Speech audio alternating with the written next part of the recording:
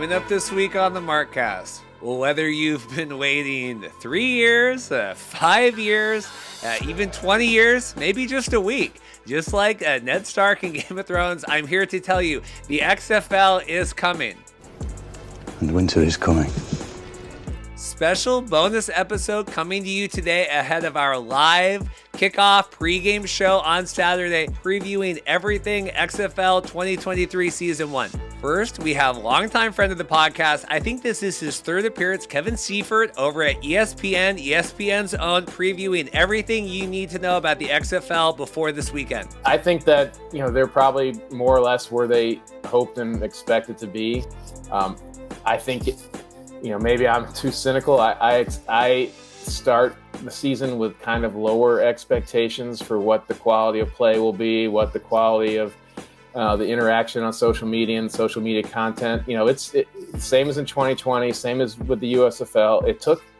And it will take time to get this right if they're going to get it right. And it's tough on them because first impressions are so important just in human interaction. And then courtesy of the San Antonio Brahmas, thank you very much. We have Coach Elizondo coming on, offensive coordinator over there. We have the quarterback selected for the Brahmas, getting all the inside details from Coach Elizondo, scheming, offense, everything else to expect from the Brahmas. That's what our job is as coaches, is to put these players in position to utilize their skill sets the best, right? And one of the things that Jack is great at is he's a really good locator of the ball, right? He's got really good accuracy. Some of the throws he's made in camp so far have been phenomenal. So, I think you try not to focus on a player's weaknesses, right? You try to focus on a player's strengths and then just say, how can we capitalize on his strengths, and also not put him in a position where he's gonna get exposed with his weaknesses. Big time week here coming up. We are almost there. Like and subscribe. See you soon.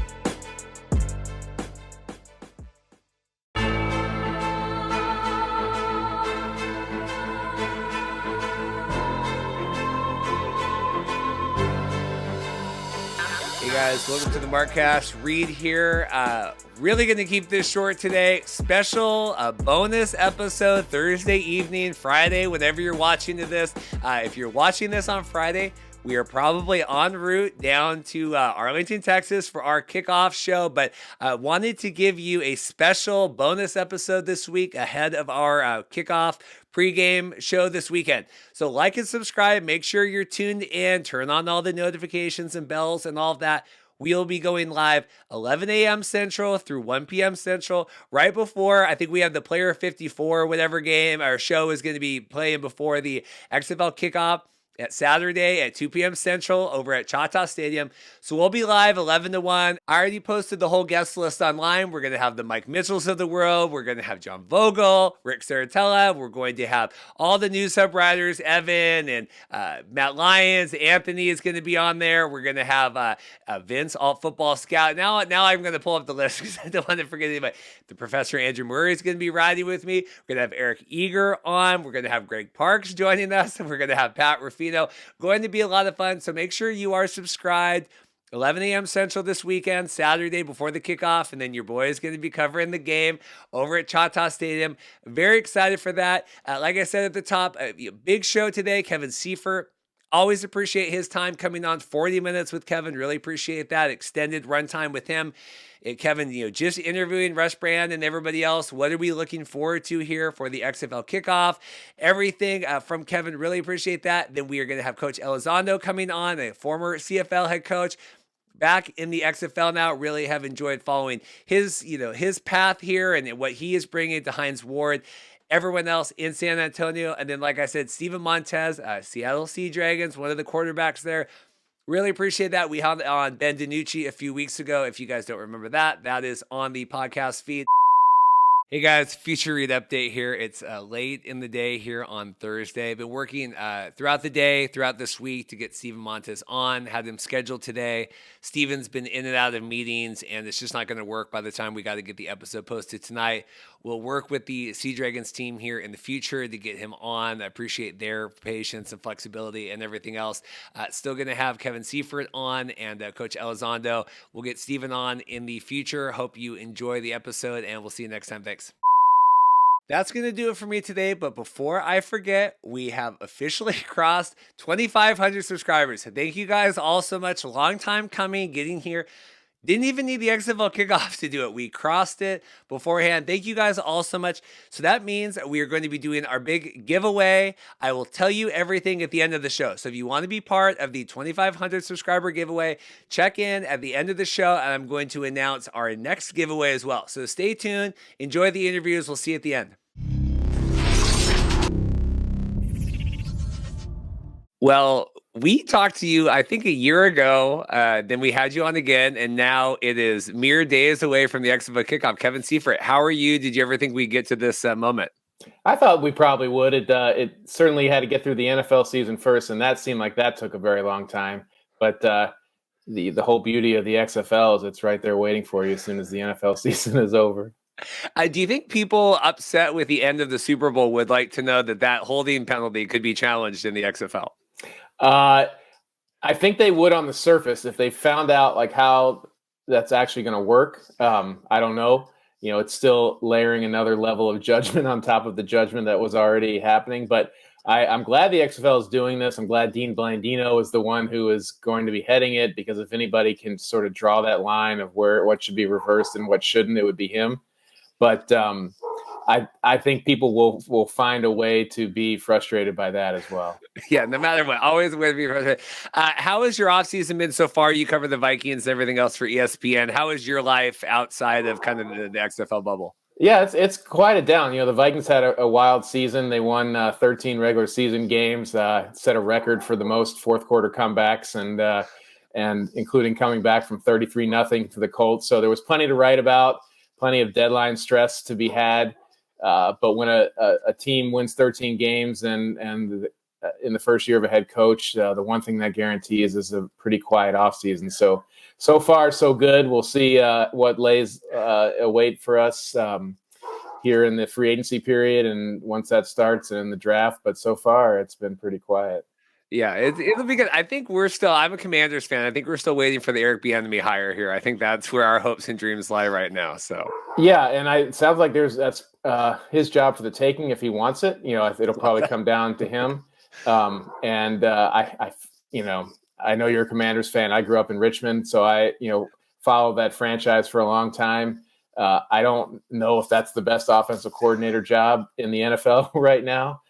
But if that's the one that he chooses to take, then all the best of luck to him. So how are you feeling? Welfare check now for XFL. This will air Thursday. We're getting into the kickoff here this weekend. We'll be in Arlington doing the live show there. How are you feeling quality wise of the league, how it stands?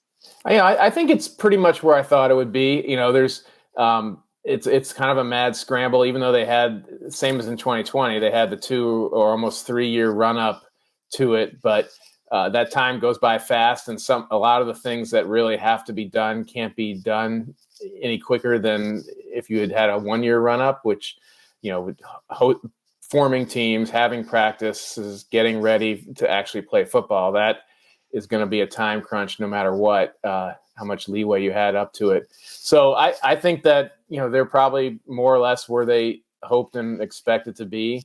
I think maybe I'm too cynical. I start the season with kind of lower expectations for what the quality of play will be, what the quality of the interaction on social media and social media content. It's the same as in 2020, same as with the USFL. It took, and it will take time to get this right, if they're going to get it right. And it's tough on them because first impressions are so important just in human interaction. And so I remember in 2020, there were never more eyes on them than in that first weekend.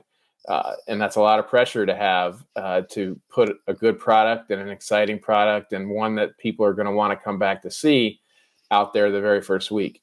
And so, as much as XFL fans probably don't want to hear this, I think they would be well served to sort of lower their expectations for what they see this weekend and look for signs that can be built upon, as opposed to thinking this will be the finished product.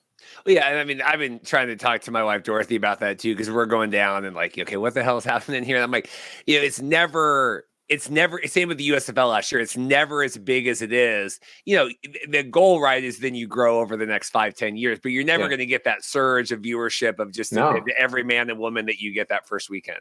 And I know that was, thinking back to 2020, that's why they took as much time as they could to get as much as they could set before they actually set foot on the field. And these guys have followed that same path probably for some different reasons, but it's just unreasonable to think that they'll have all their I's dotted and all their T's crossed by then. We just saw today the Progressive main sponsor. I mean, maybe we're going to be getting game flows coming back. We feel good. We're getting some of these main sponsors, everything back as well this time around. Yeah. I think, football is so ubiquitous in America that I think there are plenty of corporations that want to be associated with it, especially if it's going to be broadcast nationally on ESPN and ABC. And I'm sorry if you hear a dog barking in the background. It's quite a. Let me just tell you, we're very well protected here in the here at XFL Media headquarters.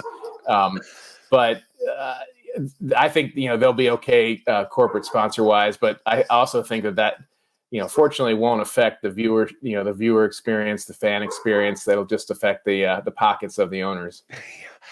So in terms of kind of week one matchups here, we got the big Vipers at Arlington. We're getting some of the depth charts out.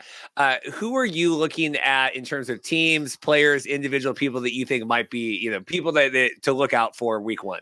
Yeah, and I've tried, and maybe this is a error on my part. I've tried not to overthink that. And get too deep in the weeds. And so generally speaking, like if I'm going to be trying to guess who is going to come out of the gates playing better than some of the other teams, I would look to the teams that have experienced coaches and quarterbacks, because no matter what level of football you're playing, whether it's NFL, XFL, CFL, USFL, high school, those are the two most important people on the field. And so, I look at, a team like Arlington with Stoops and Kyle Sloter and say, like, they have the potential, there's obviously a lot more players around them and coaches around them that have to do their jobs as well, but they have the potential to come out, playing pretty well on a relative scale to start. Another team is Seattle, with Jim Haslett and Ben DiNucci, if he ends up being the quarterback there, and Houston with Wade Phillips and Brandon Silvers. And so there's some clues that you can probably pick out to say, like, these teams are more likely to be playing better early on and maybe put themselves in position from a standings standpoint to be in those playoffs.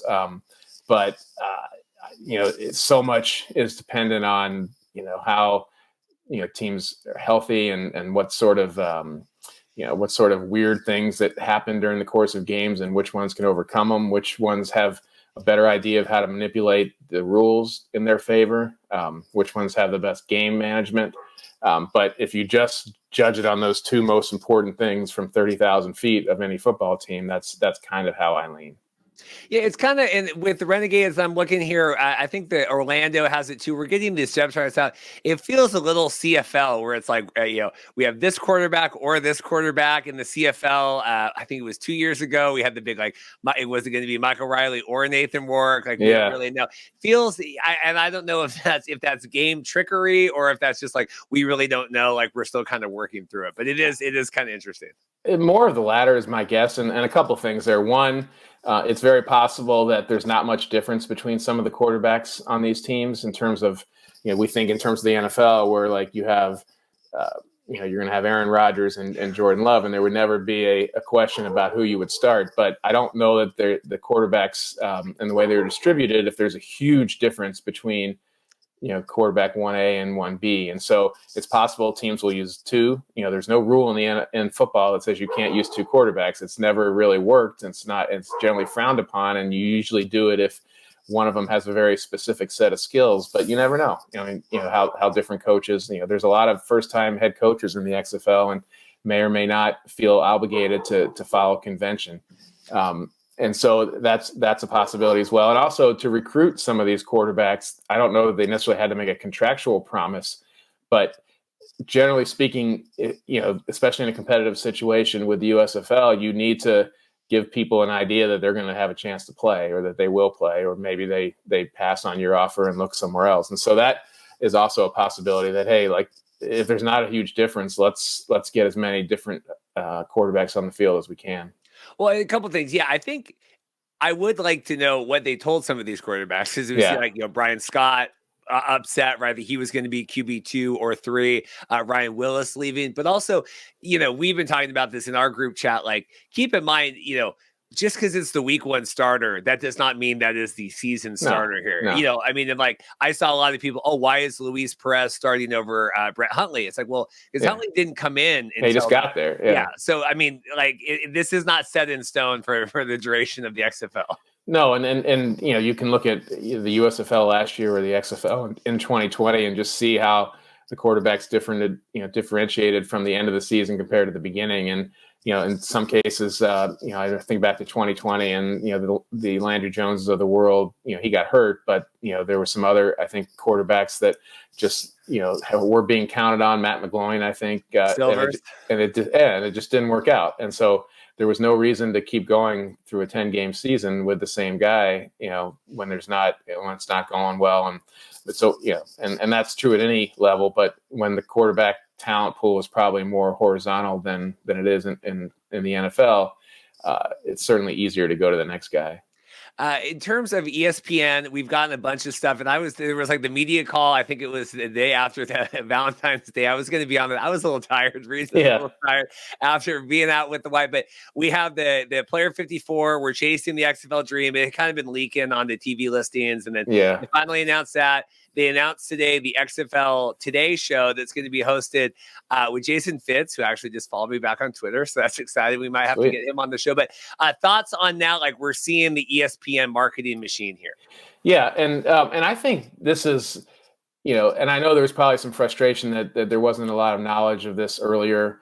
I don't have a locked in explanation for why. I don't know that it's necessarily because they were just scrambling. There's a thought that with the season starting the week after the Super Bowl, any promotion you do in the month of January is going to get swallowed up in NFL playoff talk anyway.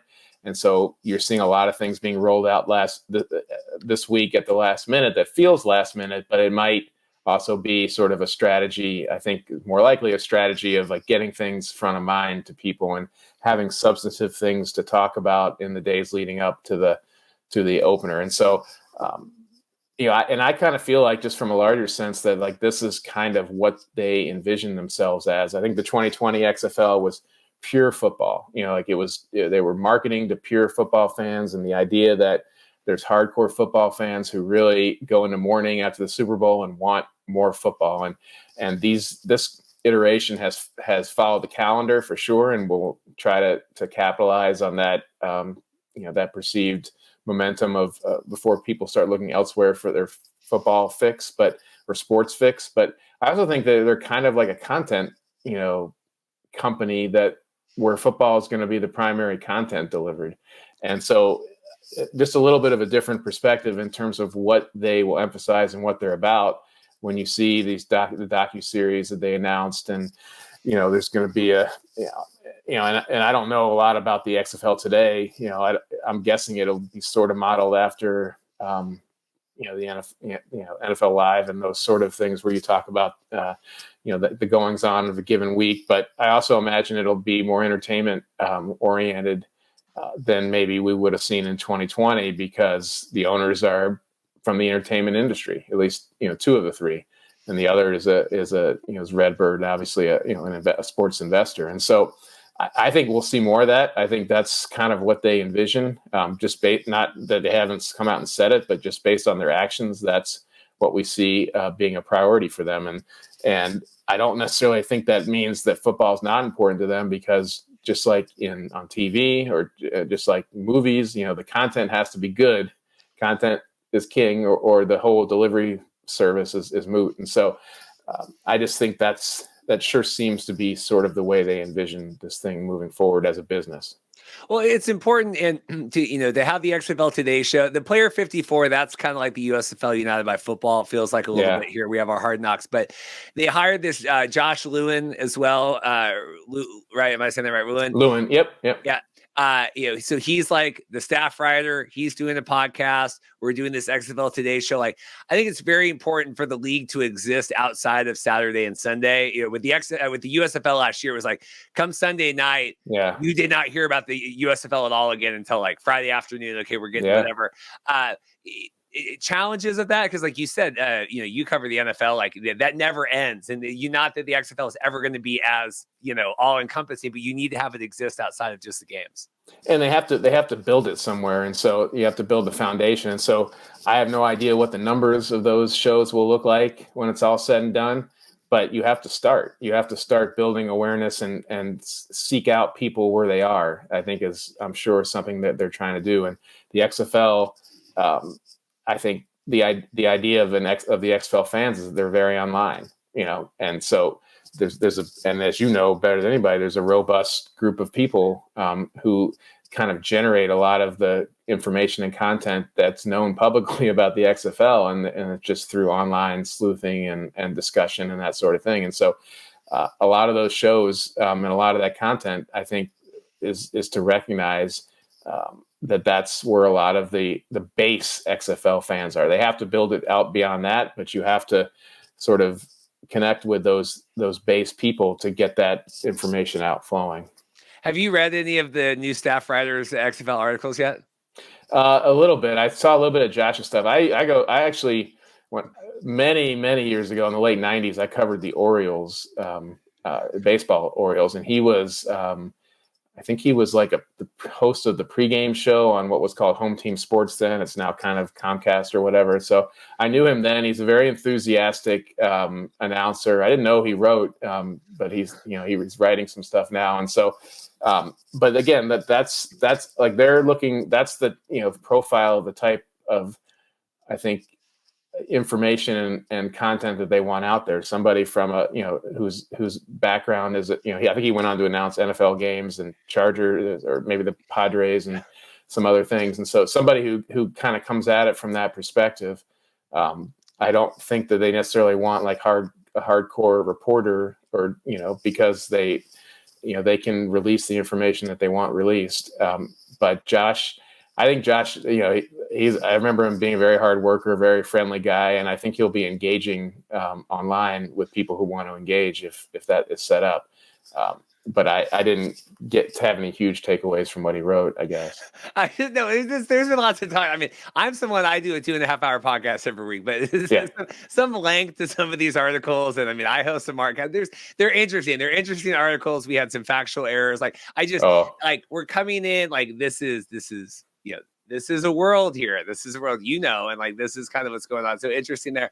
Thought they were going to do like all the ESPN tests, and then we had the ice storm, the Great Texas Ice Storm. Like any concern of announcers not being up to, not having gone through these practices things, or like any of the broadcasts, anything? Or do you think ESPN, like we know how to handle business? I think they do, and a lot of those guys have done games together or done games for ESPN on the college football side. And so I think there's some experience there that in terms of doing games, and that would, I'm sure the challenge for them will just be familiarizing themselves with, this set of players. But if you've been doing college football for a while, you probably recognize a lot of the guys that are out there more than somebody who's covering the NFL, for example. And that's where most of these announcers' backgrounds are. So I and I'm not saying this because I work for ESPN, I don't anticipate that being the least of anyone's concerns, that the production will be anything other than what it needs to be. Well, yeah, I mean, it's like you're bringing them. I mean, I would say, between Fox and ESPN, I think it's going to look good there. In terms of, and we haven't had you on since we've had like the TV announcements and the schedule and all that. Thoughts on kind of the breakdown? We got ESPN Plus. All the games are going to be on that. We have a bunch of the ones on FX. People are kind of concerned about that. Pretty heavy after the first half of the season, and then they kind of ramp up towards the playoffs on ESPN and ABC. Yeah, and I think I assume that was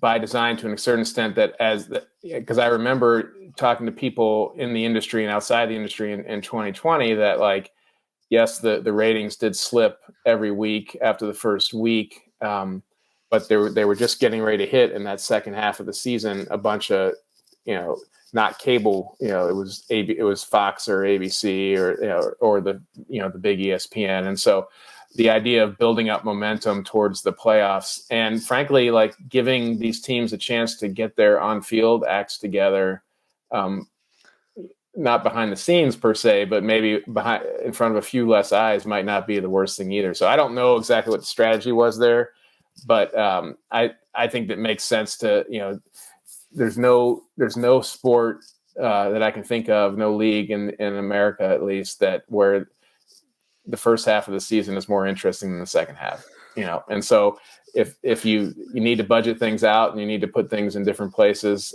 I'd want to maximize eyes on the second half of the season, and I think that's probably what they've done. In terms of ticket sales, and we've been kind of checking that, and we're not opening all the seats, but it seems like it's looking good. Like Houston was kind of sluggish; they seem to be picking up DC. San Antonio looks awesome. Like thoughts on local ticket sales, at least for this kickoff weekend? Yeah, the interesting thing is, and this was in 2020 as well, and like so you look at like San Antonio and St. Louis. My understanding is it's going well there too. It's like the cities that are big cities but don't have NFL franchises, which they won't like this phrasing, but it kind of makes them AAA football cities. Basically, would be anticipated to do very well. St. Louis was awesome in 2020 in terms of just the fan engagement, the fan interest, and because they had lost the Rams and there was still a ton of football fans there. San Antonio has. First of all, it's Texas, so football in Texas is a different story entirely. But San Antonio is a big city. Austin's not that far away, and San Antonio has at least been used as a, for leverage for many NFL teams to potentially get new stadiums, and so that has been something as well. And so it's interesting. I think they probably averaged around 18,000 per game total in the league in 2020, but there was a big variety. Like St. Louis was almost at 30, and New York and LA were way down there. New York and LA are gone now, which is very interesting. The two biggest markets in the country had the worst attendance and are out. And that's probably not, an accident. It's probably a good idea because there was a lot to compete with in New York and LA, and some of it from a football perspective beyond anything else. I remember talking to one of the executives from the St. Louis team in 2020, and Kurt Hunziker, and he was saying the idea of really locking down AAA type, big market, but AAA from a football perspective cities makes a ton of sense. And that's one place where the XFL is ahead of the USFL for sure in terms of creating market and local brand interest and connections. I saw a lot of chatter there. The Houston mayor and the city of Houston is welcoming the Roughnecks home for whatever this weekend, and I saw a lot of USFL gambler fans well, they're not the only home team there. No, they're not. But I never really knew exactly how to think about the USFL having local markets but not playing there, and they're moving towards that. I get it. I totally understand economically. What their thought process was, but it did lead them to have a lot of pretty empty games last year. And this year it'll, was it 4, I think, that they have regional markets. So they're moving in that direction. But if you're in Houston and you're a modern day Houston Gamblers fan, you are a hardcore football person because there's not really a connection there otherwise. Yeah, I've podcasted about the USFL for a year and a half. Still don't know. Don't know what to make about it. In terms of Vegas, we have our stadium. They announced this week it's 10,000 a game for up to 9 games a year. It's a 2-year lease. Puts 2 full regular seasons at the cost of just 1 game in St. Louis. So we're kind of getting our bang for our buck there. What do you make of Cashman, the Field of Dreams? I had a whole Kevin Costner bit about it a few weeks ago. I mean, it certainly doesn't fit the profile of the rest of the stadiums that they're in around, in the other markets. And so that, they can't really sugarcoat that. It was obviously, not their first choice. And obviously they tried very hard to get in somewhere else and could not. I think it's 10,000 seats or so. Like that's I think it's 10,000 capacity. Yeah, and whether they get to that, I don't know. But it just, to me, and there's a lot. Vegas clearly that Mark franchise is a little bit behind everything else in a lot of ways. But it just speaks to how important all sports leagues think it is to be there somehow, some way, even if you're playing in a minor league soccer stadium and paying a lot of money to be there. There's just so many ancillary reasons from an economic standpoint to that everybody seems to think that that's so crucial. And so, it's clearly been harder than they probably anticipated and harder than the other markets, but they are there. And I think that was their primary goal. In terms of merch stuff right now with a startup league, not a lot of great options. We're still waiting on like Under Armour stuff. I was given a hat that's not even for sale yet. We do not have jerseys, which I think is a major issue. Going into kickoff weekend, obviously people can wear stuff from 2020, but like merch and merch sales for a new league, like should we be more concerned about this or is it not a big deal? I mean, I thought it was interesting. And I talked to Russ Brandon, as the president of the league last week, and said, like, what's the, there's a lot of things that you guys are going to sort of pick up and do the same way from 2020. What's the biggest thing people will notice that's different? And the first thing he said is uniforms, and that the branding and the uniforms of, I think there's new team names in a few cases, but, they will physically look different. And so that's a big deal, and that they think it's a big deal.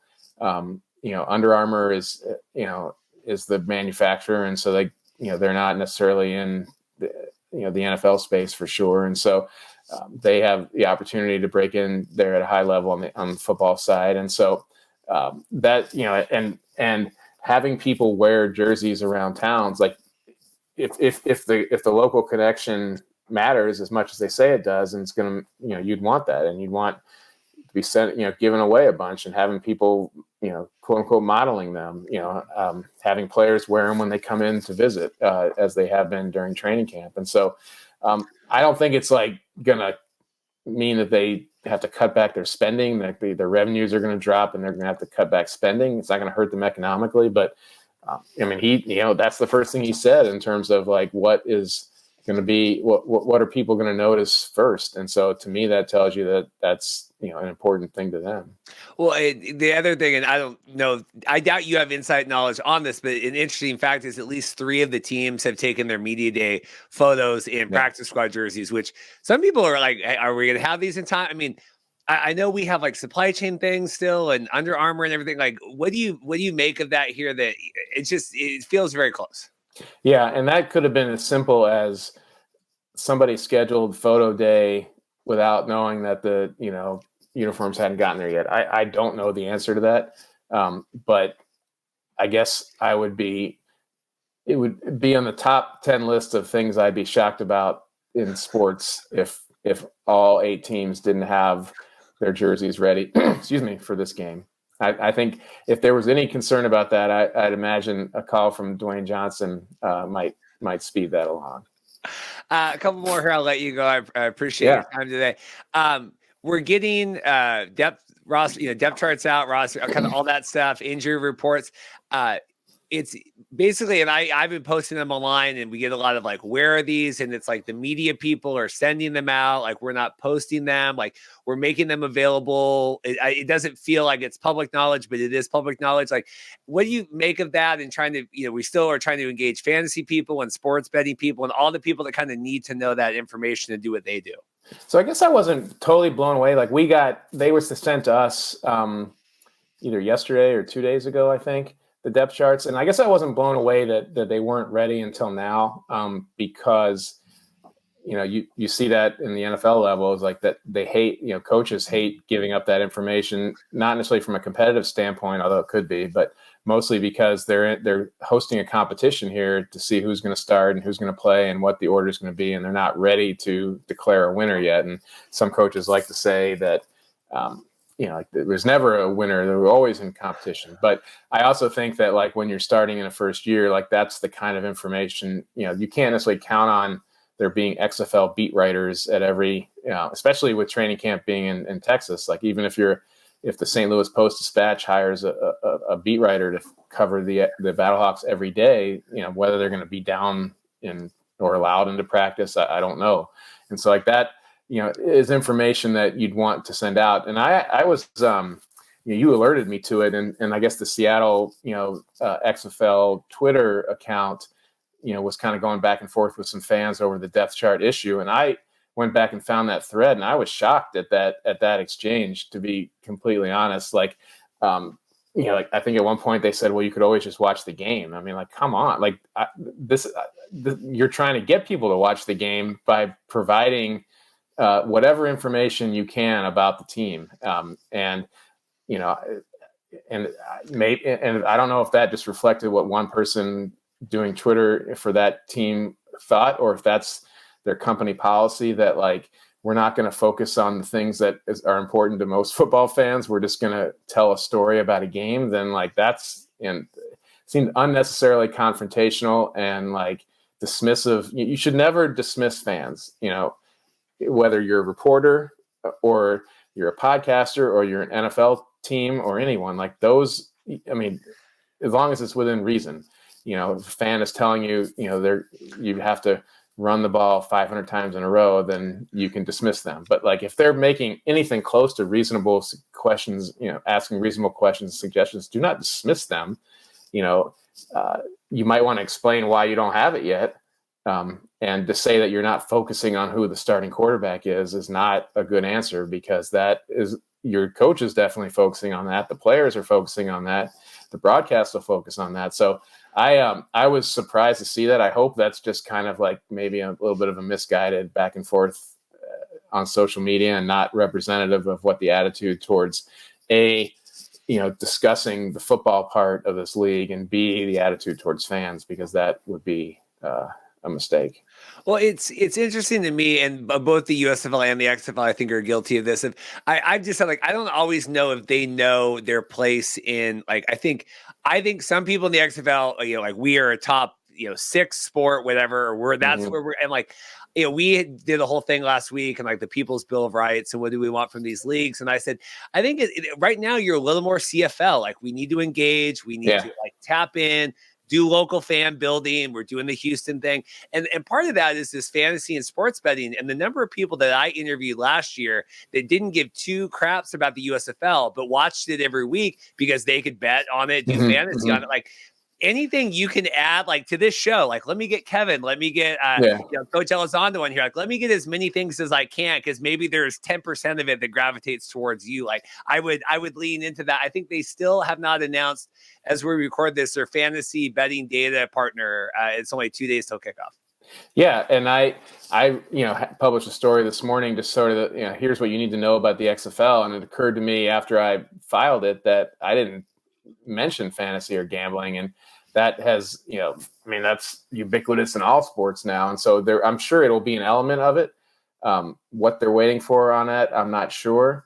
I think I saw that, there's some thought from Vegas that they kind of want to see what a few of the games before they start, establishing odds and picking winners and that sort of thing. But like, from a fantasy perspective, you could start right away. And so it is surprising that hasn't come out yet, because that's something like, while you want to, we talked earlier about wanting to like not have things swallowed up by the NFL and Super Bowl coverage. Like, that's something that takes a little bit of time to set up if you're going to play XFL fantasy, or you're even going to think about betting on XFL games.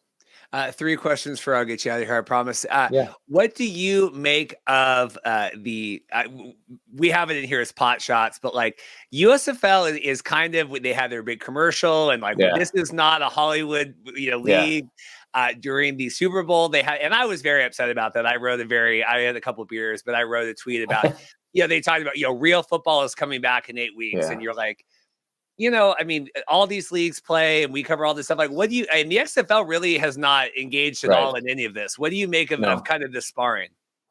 Even going back to last year when I talked to Daryl Johnson about the USFL, when the USFL was starting to get ready to kick off, and asked him about the XFL competition. And he was pretty frontal about saying, like, we're owned by Fox Sports, sports are on TV. Like, I don't see anybody being able to do this better than us. And he said, even if remember he said something like, even if their quality of play is the same as us, which I don't think it could possibly be. Like, there's no way they can broadcast, and they did a good job broadcasting. I'm not sure that they like moved the industry ahead, by 1,000 yards or anything like that. But like, they did a good job. But like, then the XFL signed with ESPN and Disney, and so I think that's a pretty formidable thing there. And I did ask Russ Brandon, not so much trying to get him to take a pot shot, but just kind of like just say like, what's your sense of like the fact that there's now, I mean, we're, taking a step back. This is the first week, it's going to be 20 consecutive weekends of pro football, non-NFL pro football on nationally broadcasted weekends on television. And then the NFL will pick up, and then, so we're going into an unprecedented amount of football that's going to be available to people. And I'm sure this has been a point of discussion for you for a long time, but like, are we sure that there's enough room for this? Why is the XFL, in your mind, in a better spot? And he basically said, like, I haven't spent any time thinking about the USFL, which I know is, just fundamentally not the case, because any business will take into account what the landscape looks like. But he was not interested in engaging on any level. They were not, when I asked them last year about what Daryl Johnson said, and if they wanted to respond, they declined. And so it seems like they've kind of taken the approach like they're sort of the the big dog, and you don't bite down. And I don't know that there becomes this mindset like you don't have to acknowledge somebody that doesn't impact you, but as soon as you acknowledge them, then they do. And so that seems to be the approach they're taking. Like it would be fun for us to have the back and forth content. And I actually, like, the first go around, I missed the reference to Hollywood, and I went back and watched it, and there's a guy sitting in a director's chair, and I assume that was a shot at The Rock, and which is fine. But I will be very interested to see if there's enough attention and interest in having that much football in the NFL offseason. But I don't necessarily think the XFL is making a mistake by not engaging. And I don't think the USFL has been frontal. They've just been a little bit more like acknowledging that there's while saying that you can wait 8 weeks for football, sort of ignores the fact that the XFL is going to be there, but then also doing the director thing. So, I don't think either way is like necessarily the wrong approach, but they've taken very different approaches. You gotta mute the Twitter trolls. Like, that's what you gotta do. You gotta mute that. I will say, even deeper than that, the uniform in that commercial looks eerily similar to the San Antonio Brahmas uniform, which is obviously the Rock's namesake. So like, that was very intentional. I will say, Russ Brandon is literally one of my favorite people. I got to interact with him like at the Arizona Player Showcase, and then at the hub in Arlington when they had that big announcement. And like, I think he is spectacular. I really like him, and I like him. It's like I'm from the NFL. Like, we're not going to deal with it. Very much was an NFL type response. And like, when you're in the NFL, like, there's not many things in the culture that are in a higher frame than the NFL. And so it was very much an NFL response or non-response. Last two here, in terms of national marketing, like, if you're follow The Rock on Instagram, we see a lot, we follow whatever, like we were talking before, everyone on social media, but we got a couple ESPN ads. There hasn't been a lot of national, like, this is happening this weekend. No. And I don't know if it's because it's assumed that people know that, or if it's a little bit of a soft opening in that regard. And then, as we talked about at the beginning, that the majority of the national games will be in that second half of the season. So that could all be part of it. I've noticed that as well. And, it could be as simple as like it was, the fact that the Super Bowl was on Fox, gave the USFL a chance to have a little bit more voice. And then we realized the XFL hasn't. But I have noticed that. But if, I do think in the local markets, they've been working extremely hard. And that's why the ticket sales are going the way they are. And, they have local offices in all these cities right now that are really going at it, I think, to try to sell tickets. And as far as the TV ratings go, I guess we'll see what happens there. But I have noticed that. I don't, it's possible it's a little bit of viewed as a soft launch, but it's also possible that that there's different avenues, social media being the biggest one, of promoting now, and you don't have to buy an ad during the Super Bowl per se to let people know you're playing football this weekend. Yeah, we had bets if Fox was going to give up $7 million for a 30-second ad of their own revenue, because it's not going to cost them anything, but it does cost them after that. Last question, and we even have a quote here from your article today. Have you gotten an idea of what from ownership of what success looks like this season on and off the field? And we have a quote from Russ Brandon talking about how they wanted to demonstrate it's a long-term run well beyond the second season. What do you make? What does success look like for the owners? I think that proof of concept that they can, the things that they wanted to do, which is create have well played football and use it to create online content, television content in new ways that draws new eyes, can work. That the numbers went in the right direction, and that things were better and more polished at the end of the season than they were at the beginning. Previous to this, USFL, XFL 2020, the only sign of success is if they would get through the entire season and get on to a second one. While we can't guarantee that, we just saw Vince McMahon throw away $200 million to not come back for a second season.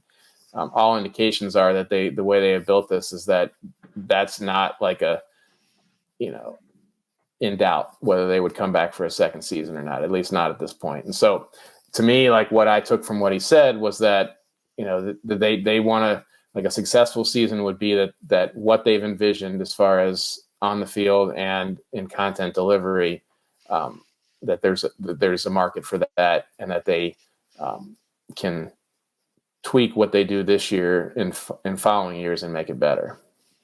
Well, Kevin, I appreciate it. Extended today. Excited here. We'll be live. Like I said, this dumb little podcast credentials for the XFL Kickoff, if you can even believe that. So where are you going to be?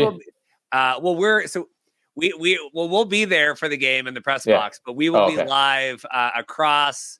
I am renting the suite at the hotel across the street to be able to do a live show, because there was nowhere that would allow us, like Texas Live and everything. They don't allow anybody, but we'll be live, and then we'll be at the game, and I'm very excited. I promise not to embarrass anybody. I'll be there on my best behavior. Okay. Good to hear. Awesome. Kevin Seifert, ESPN, thank you so much for your time. Thanks for having me. Well, it is always fun when the intersections of all of our worlds, CFL, XFL, everything else comes together. We have Coach Elizondo here with the now offensive coordinator for the San Antonio Brahmas. How are you doing, sir? We're doing great, man. Thanks for having me on. Excited to be here. It's good. Busy week of kickoff. First off, like, welfare check on you. How are we doing? Well, it's the end of camp, which means that you're a little bit lower on the sleep totem pole, but we're doing great. We're excited. Our guys are excited. After 3-4 weeks of camp, you're ready to go into battle, and so we're excited. It's game week. You get the excitement, the chill in your bones, and it's around the corner here now. Yeah, I couldn't imagine, from an outsider, and we've lived through this a long time, but having been at camp now and gone through all this, I couldn't imagine the excitement both the players and the staff have right across the board. Yeah, it's you get tired of practicing against each other. First of all, you get tired of watching the same guys, and at the end of the day, it's we coach this game and we play this game for the games, right? And unlike baseball or basketball, where there's so many games, football has such few opportunities. So each game means so much more, just in the win-loss column. So, I think that's the exciting part. But I think you practice, you're running your plays, you're trying not to scheme the defense because, they're trying not to scheme you. But now it's time to put it all together, right? And put a game plan together. And then the exciting part really, Reed, is watching these guys compete, right? You've seen them go through camp. I'm really excited for our guys. I'm really excited to watch them on Sunday. When it's the first time we played together as a team in a game with everything is real, right? And so I'm excited for them. Excited for that they're going to go out and do great, and it'll be fun to watch. Comparing XFL 2020 now being back, what's the process been like? Yeah, I got to tell you, it's been really good. I thought 2.0, XFL 2.0 was really well done. it's been even better here. And kudos to the management, the higher ups, the execs. They've got a great vision. They got a great plan. I just feel like it's a little bit more well put together for some longevity. And the excitement has been great. Obviously, having DJ The Rock involved, Danny Garcia, they've been great. But I think it feels a little different this time. It doesn't feel like a flirtation, like we're just kind of testing it out. It feels like, okay, we've been down this road, we've learned from the mistakes, and now we're avoiding those potholes, so to speak. There'll be some challenges, as there always is, but I think everybody is that much wiser for having gone through what we went through. So I think everybody's excited, and I know those guys, just speaking on their behalf, they've been putting this thing together much longer than the coaches have. So I know they're excited for Saturday and Sunday. Coming back here, obviously a lot of the Tampa people here, but now with Hines Ward, how did kind of all that combination come together in San Antonio for you? Yeah, first of all, Hines has been great. He's given me a lot of flexibility, and really impressed for somebody that's competed and been successful at the highest level. He's always trying to learn, always trying, asking for, what do you think of this, or how did you do that, or why do we coach it this way? And so his humility has been awesome. I think he's a natural leader of men, as evident from his playing career. And I think he's been really, really good with the players. And like when I went through it, it's first time you're a head coach, it's hard. It's hard to make cuts. It's hard to you go to bed every night saying, are we doing the right things? Are we did I say it the right way? And so I think he's working through all of that, just like any first time head coach. But he's been great. Having Josh Nieswander, our quarterbacks coach, Pete Mangurian, who was our tight ends coach and who I've worked with before, has just created really good chemistry. Jimmy Johnson on offense has been fantastic. And then our tight end special teams coach, Scott Boone, I've known for over 20 years. So, we have a nice process on offense, and it's just great to, kind of not go through the feeling out period with a brand new staff. And so that part has been good. And we have a great group of guys on offense I'm really excited about. Yeah. How would you view the offense right now? Because obviously we're, week of kickoff. The hard part in this version of the XFL was we didn't go through any mini camps. We didn't go through OTAs. Really, the first time we got together, we were going out for the first practice, and we said, we've never thrown a flag route to this tight end. We've never thrown a check down to this running back. And so you're getting into a team period, and you're literally going, how's this all going to look? Credit to those guys.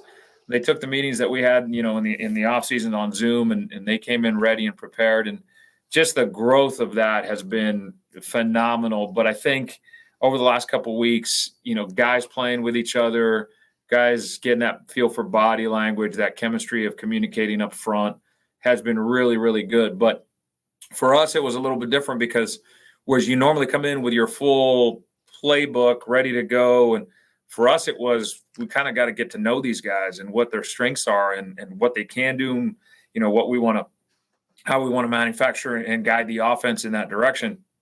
And that was different. That was a different experience for all of us because, again, normally you have your set, hey, I'm ready to go. I got my installs all the way through the 20 practices, and we got scripts done. And this one was kind of like, okay, well, let's see what they look like on day one, and let's add this on day three. And so, but kudos to the players. They've been awesome in picking this stuff up and just a really good group of guys. Today, and this was good timing, we announced quarterback here, Jack Cohen, QB1. We've had the captains, everything announced. I'm glad that we could do this in that order, not the other way around with the interviews. What led to the decision for him, and obviously between you and Coach Ward and everybody else? Yeah, I think we have, three really phenomenal quarterbacks. That quarterback room is one of the better rooms I've been around. And, Puma, Jawan Pass has such a high ceiling. He's hasn't spent as much time in the NFL, but he's got so much ability and he changes the game. And then the competition between Reed and Jack was so close. And I truly feel like we have two championship caliber quarterbacks and Puma's going to add a third element to that, but I think that, it was really, really, it wasn't, this was the difference. It really was, man, we have to make a decision. And Jack was just a little bit more consistent at playing at a high level. But I mean, both those guys competed and performed at a high level. And it's going to be fun to watch. And, I know it's hard on Reed, but he's been tremendous in his approach and his understanding. And like I said, I think we got two really good ones. Were there things that you had to do differently offensively to cater to, Jack's mobility, lack of mobility than you would have had to with a different quarterback? Yeah, I think it's always, that's what our job is as coaches, is to put these players in position to utilize their skill sets the best, right? And one of the things that Jack is great at is he's a really good locator of the ball, right? He's got really good accuracy. Some of the throws he's made in camp so far have been phenomenal. So, I think you try not to focus on a player's weaknesses, right? You try to focus on a player's strengths and then just say, how can we capitalize on his strengths, and also not put him in a position where he's going to get exposed with his weaknesses. He's niftier than people think. I'll tell you that. So, but part of playing that quarterback position is, look, if you're a guy that is out, can get out and extend plays with your feet, a la Patrick Mahomes, there's magic in that, but there's also magic in working the tight little spaces in the pocket and finding the soft spots. And that's what Jack is really good at.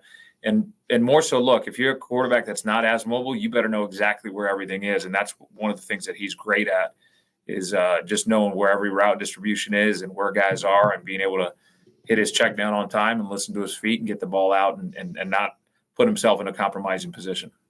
Back in Tampa here back a million years ago, it feels like 2020, it seemed like the offense improved once you were able to do the play calling, kind of simplifying the play calling for the pace of play, make it easier for your players. Could we expect to see more of that this time, or how is that going to work in terms of getting the plays called out? We're going to run triple option, belly dive football. So, that's what we're telling everybody. Look, I think there are evolutions, right, in our own coaching trees and our own development. So, without giving too much away, I think, our job is really on a week by week basis to say, one, which players are up and how do we maximize their skills, but two, what do we need to do to neutralize the defense? And that is going to change week to week. And that's one of the things that, in our system, I'm a big believer in, and we're big believers in. If we have to be an empty and throw it 50 times because that's what we have to do that week, that's what we have to do. If we have to line up and double tight and we're going to hand the ball off and do that 50 times, and because that's what's best in terms of our game plan, that's what we focus on. And I'm a big believer in that, because I don't believe in defining ourselves into a particular system. Hey, we're up tempo. Yes. Are we in the huddle and grind the clock? Yes. Are we double tight and play action? Yes. Are we, empty and yes. And I think those things are hard to do. It's easier said than done. But at the same time, that's what has made this system that we run so successful over time. And that's what we'll continue to hope to do. How do you like the player coach communications and being able to utilize it and people to be able to hear that? What do you make of that? One, I think it's great for the game. I do think from a skill position perspective, for a receiver to be able to hear me, a tight end to be able to hear me, a running back to be able to hear me, it gives them more time to focus on the defense, right? Okay, I heard the call. Now I can see what's happening, as opposed to breaking the huddle, going out to your alignment, getting lined up, or getting the signal from the sideline. That processing time is huge. That being said, I'm not big on talk. I give them the call and I let them do their job. And I just think to myself, man, if I'm trying to do my job and somebody is in my ear the entire time, that would frustrate the heck out of me. So I give them the call, and if there's anything I need to chime in, I chime in quickly, but I let them focus, let them play, because if I have to tell them anything at that point, then I haven't done my job in the previous 6 days. So, in terms of the 1, 2, 3 points, and I think back in Tampa, you guys were able to run it a lot more from the one. Are you kind of sticking with that? Do you plan on doing more passing, going for 2 or 3? Yeah, it's interesting. We were having a discussion on the analytics behind that, right? And it's obviously risk reward. If you get 4 touchdowns and you get 3 extra points from the 2. Or 4 extra points from the 2, then, best case scenario, you have to hit 100% to generate 4 points. If you go for 2 from the 5 all 4 times and your 50% success rate, you're at the exact same place. So I think that's going to depend every week. It's possibly going to change every week based on how we feel about the red zone defense that we're playing against, how good they are down there. Do we feel like we have a good package in there? So I think that's going to change week to week, so, but I can tell you this, I know every team's working on, like crazy from the 5-yard line. So we watched you a tough season up in the CFL with the Elks and still stuff. There's still a lot of things and we're learning. What did you learn being able to be in there as a head coach that you're able to kind of bring back down here to the States again? Yeah, it's a great question. I think it was a tough situation coming in for me. I came in late, came in under a COVID year, inherited a roster, inherited, a staff. And so there were some challenges internally. I think that there was some conflicts in there within the organization that, affected everybody's ability to do their job well. That being said, I've always said, hey, I'm responsible for the football side of it. We didn't win enough games. What I've learned from it, and I took this from Josh McDaniels when he got let go as a head coach. One of the things that he did was he opened up an Excel sheet and just started typing lessons learned, right? And so I tried to follow that same approach. It takes a little bit of time to get over the disappointment, especially when you don't feel like you were given an opportunity to set the culture, which takes time to build. But the lessons that you learn from that, the hardest challenge, and I think, Hines mentioned this to me as he was going through it, and I was like, man, there's no doubt about it. I think it takes – you don't realize as a coach how much time you're away from football, right? And you're handling what the meals are and, what about this equipment and this challenge and, the communications director and so your football time is shrunk because you're worrying about everything, the bus schedules, the transportation, when are we getting back? How are we parking? What's the hotel setup like? What's the meeting room? Okay. What about that? And you compound that, Reed, by having it done in a COVID year. That was a real challenge. How are we going to prevent ourselves from really derailing the season, and so you learn a lot about yourself. For me, it was trying to be the same guy every day in the building, win or lose, send the message related to football, make sure that those guys know that we love them, we care about them, we're family, and at the same time, establish a standard that's this is good enough, this is not good enough, and we failed, and so there's a lot of internal looking, but I think at the end of the day, for me personally, it was a great growth opportunity. I hope I'm blessed enough to get another opportunity to sit in that chair. I'll be wiser for it. I'll be better for it. There's a number of things we'll do different. But at the same time, you also look back and say, look, there were some things that I had no control over.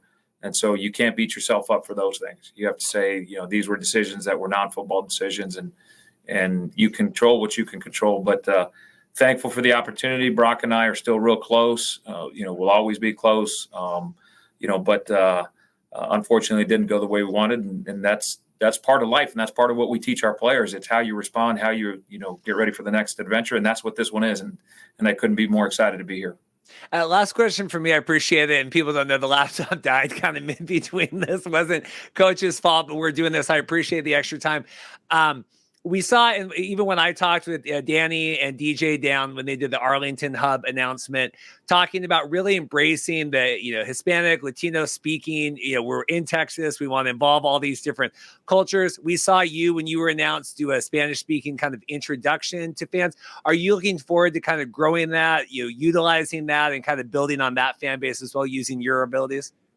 Yeah, I was born in Mexico. I spent the first 5 years of my life there, and when I naturalized, became a U.S. citizen, I went to kindergarten. I didn't know a word of English, so for me, it was a process of learning and adapting. And at some point along the way, my given name is Jaime, but nobody could say that. It's spelled the same way, and everybody says, okay, it's Jamie, and so I just adapted and said, you can call me whatever you want. And as a head coach, I've been called a lot worse things. So, but coming back here has been refreshing. I remember my first conversation with Hines, I told him, people know me as Jamie, but he goes, well, that's what your mother called you. That's what I'm calling you.